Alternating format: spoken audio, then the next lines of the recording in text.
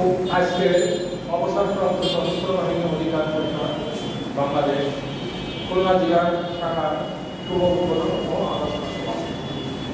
উক্ত সভায় প্রধান অতিথি সভাপতি সাহেব এবং কেন্দ্রীয় কমিটির যে সকল নেতৃবৃন্দ আছেন এবং আমার শ্রদ্ধেয় বাদল বিভিন্ন খুলনার বিভিন্ন এলাকা থেকে যারা অতিথি হিসেবে উপস্থিত হয়েছেন সবাইকে আমার আসসালামু আলাইকুম।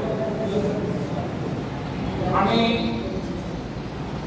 সার্জেন্ট রবিউল ইসলাম অবসর 1982 সালে বাংলাদেশ সেনাবাহিনীতে ভর্তি হয়েছি, 2003 সালে রিটায়ার হয়েছি। কোনো কিছু নিয়ে আসতে পারিনি, খালি হাতে আসি। যারা পূর্বে ছিলেন তারা বলতে পারবেন, অনেক কথা বলে গেছে স্যারেরা, অনেক কথা বলছে। আমার কিছু কথা হবে মানুষের ভিতরে কষ্ট লাগবে। কেন কষ্ট লাগবে? কারণ সমিতি করতে গেলে, সংগঠন করতে গেলে আমার পাশে একজন ব্যক্তি বসা আছে। 31শে আগস্ট 2020 সালে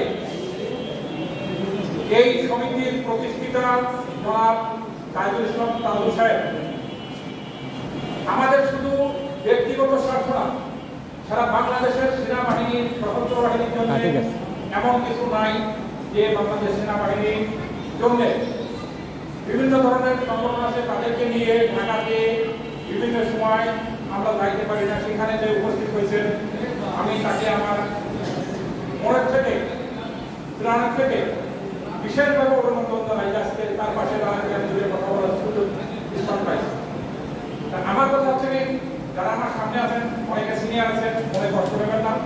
হয়তো আমাকে এখানে বসার জন্য অধিকার দিয়েছে কিংবা আমি একটা সংগঠনের উপদেষ্টা, সবাই এখানে যোগ্য। আমরা পদ এবং পদবি নিয়ে যদি সংগঠন করি, সেই সংগঠন করছি আসবো না, তাদের ভিতরে থাকবে।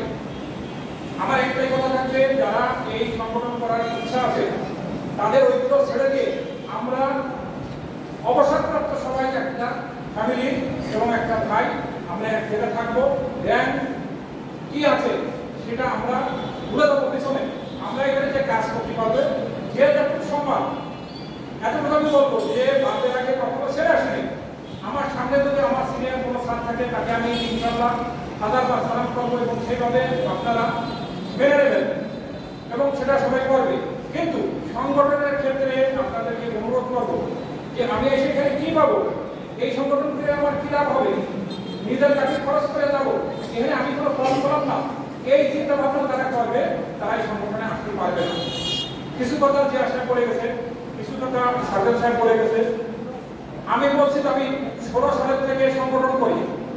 আমি বেশাওয়ার কালিয়া নড়াইলের প্রধান উপদেষ্টা, আমার 600 সদস্য আছে। তারপরও আমি প্রাণের টানে আপনাদের যে আমার ভাই তাজুল সাহেব, ওনার কথাবার্তা আমি সবসময় ঢাকাতে কয়েকটা অনুষ্ঠানে অংশগ্রহণ করছি, ভালো লাগছে বোধহয়। আমি বলছি যে আমার সংগঠন নারী দেওয়ার জন্য আমি এখানে উপস্থিত হয়েছি।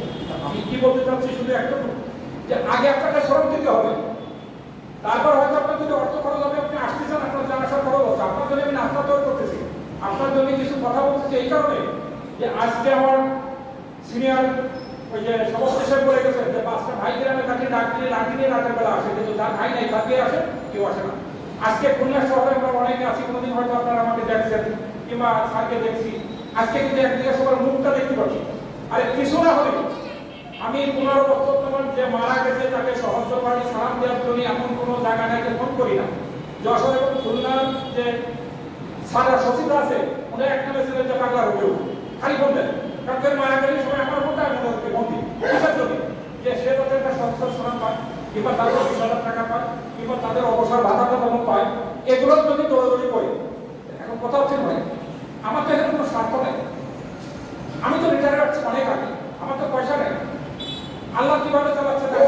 কিন্তু সংগঠন এমন একটা জিনিস, আজকে খুলনা শহর আপনি যেখানে থাকেন না কেন, আমার একটা সিনিয়র কি বলবো ক্যাপ্টেন জাহিদ সাহেব হাজির আছেন, আমার সাথে চাকরি করছেন এবং আমি ওনার অনেক সিনিয়র ছিলাম।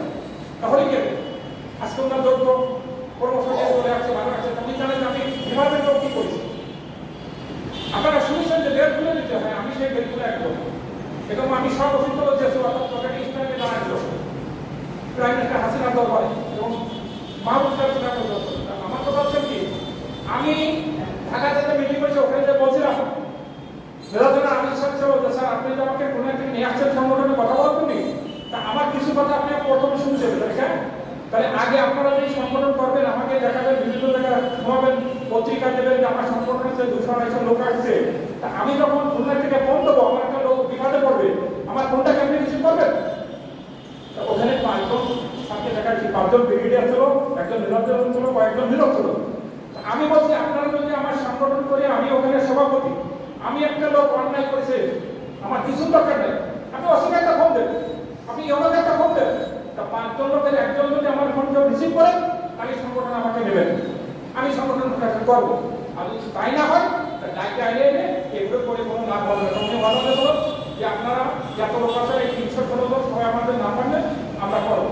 আমিও স্যারকে বলবো স্যারের হাতে আমরা শক্ত করবো, কিন্তু আমরা যখন একটু ছোটখাটো বিপদে পড়ি বাইরে আসলে আপনারা যখন ভালো কিছু করবেন আপনার পিছনে লোক লাগিয়ে যাবে, আপনি অন্যায় করবেন না, আপনাকে অন্যায় করার বদলে সে একটা কিছু বুঝা দেবে, আপনার ইনকাম খুলে সে দেখা পাবে, কেন না আপনার কাছে টাকা আছে, আপনি কারো দ্বারা যান না, আপনি কিছু করেন না, আপনি যাই কিছু করেন আপনার শত্রুতা হবে।